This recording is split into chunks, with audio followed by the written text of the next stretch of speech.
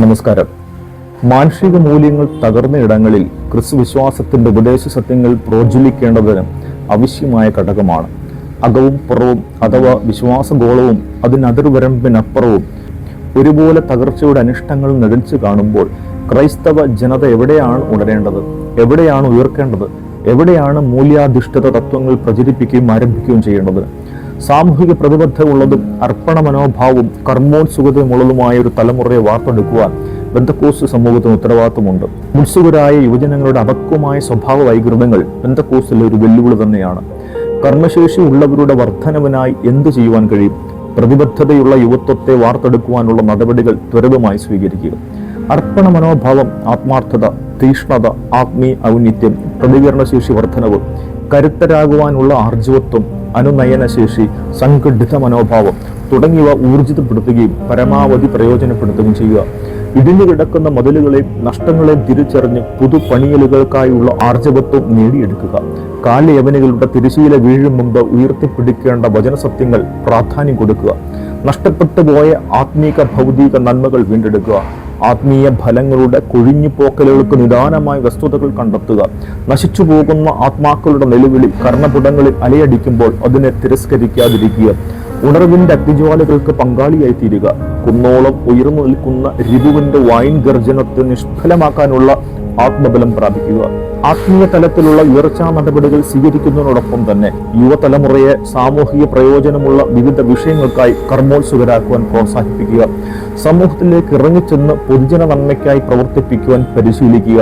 ലോകമൊട്ടുക്കും ദാരിദ്ര്യത്തിന്റെ ശോചനീയാവസ്ഥയിൽ നരകിക്കുന്ന നിരവധി പേരെ ദർശിക്കാൻ അവരിലേക്ക് ഇറങ്ങിച്ചെന്ന് ഒരു കൈക്കുമ്പിൾ സഹായം ചെയ്യുകയാണെങ്കിൽ അവർക്കത് ഔന്നിത്യ സമ്മാനമായിരിക്കും.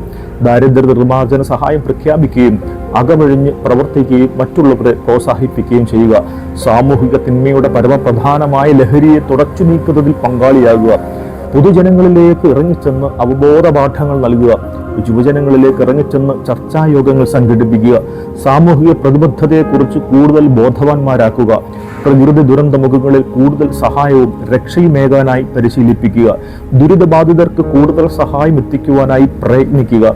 രോഗബാധിത പ്രദേശങ്ങളിൽ മാനസികവും കായികവുമായി സഹായ സഹകരണങ്ങളേകുക. സാമ്പത്തിക സഹകരണങ്ങളേകുകയും വ്യക്തികളെയും പ്രസ്ഥാനങ്ങളെയും പ്രോത്സാഹിപ്പിക്കുകയും ചെയ്യുക. തടവറയിലെ സുവിശേഷീകരണത്തിൽ കൂടുതൽ പ്രാധാന്യത നൽകുക. അവരുടെ തലമുറയ്ക്കായി ഭാവി വാഗ്ദാനമൊരുക്കുക. ചേരിപ്രദേശ മേഖലകളിൽ കടന്നു നിന്ന് പാഠ്യേതര മേഖലകളിൽ ഇടപെടുകയും രോഗാതുരരെ കണ്ടെത്തി മികച്ച സേവനം നൽകി അവരെ സമൂഹത്തിലെ ബലവാന്മാരായി തീർക്കുക. കായവൈകല്യമുള്ളവരെ കണ്ടെത്തി അവർക്ക് മുന്നോട്ട് ജീവിക്കുവാൻ ആവശ്യമായ ശാരീരിക യന്ത്ര ഉപകരണങ്ങൾ നൽകി പൊതുജീവിതത്തിലേക്ക് കൂട്ടിക്കൊണ്ടുവരിക. നിരാലംബരായ കുട്ടികളെ കണ്ടെത്തി പഠനോപകരണങ്ങൾ നൽകുക. തെരുവിലും പൊതുസ്ഥലങ്ങളിലും അലയുന്ന നീചകർമ്മ തൊഴിലാളികളായ സ്ത്രീകളെ കണ്ടെത്തി അവർക്ക് വേണ്ട സാമൂഹിക പാഠങ്ങൾ നൽകുക. വൈദ്യ സഹായമേകി സുരക്ഷിത സ്ഥാപനങ്ങളിലേക്ക് മാറ്റിപ്പാർപ്പിക്കുക. ഇത്തരം ഒട്ടനവധി സാമൂഹിക പ്രതിബദ്ധതയുള്ള പ്രയോജനപ്രദമായ നടപടികളിലേക്ക് ചുമൽ കൊടുക്കുവാൻ പെന്തക്കോസ്ത് തലമുറകൾക്ക് കഴിയണം.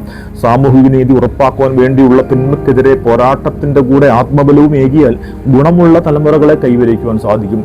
ദേശത്തിനായി ഇടയിൽ നിൽക്കേണ്ടതിനായി പോരാട്ട വീര്യമുള്ള പുത്തൻ തലമുറ എഴുന്നേൽക്കട്ടെ. വിശുദ്ധിയുടെ ആത്മപ്രചോദിതർ രണാങ്കണത്തിന് കരുത്തേകിട്ടെ. ആത്മസമർപ്പണവും ദർശനവും കരുത്തുമുള്ള പ്രാർത്ഥനാ വീരർ നേതൃത്വ ഗണങ്ങളുടെ ചുക്കാൻ പിടിക്കട്ടെ. ചങ്കുറപ്പുള്ള കൈക്കരുത്തുള്ള മനഃശക്തിയുള്ള നവബലം ഉള്ള സാമൂഹിക പ്രതിബദ്ധതയുള്ള പെന്തക്കോസ്തിന്റെ തിറവുള്ള ജനതയാണ് ഇന്നിന്റെ ആവശ്യഘടകം. അവർ ഉണർന്നാൽ ഉയർന്ന ദേശമുണരും. ഉണർവിന്റെ ജ്വാല കത്തിപ്പിടരും. ദൈവം അനുഗ്രഹിക്കട്ടെ.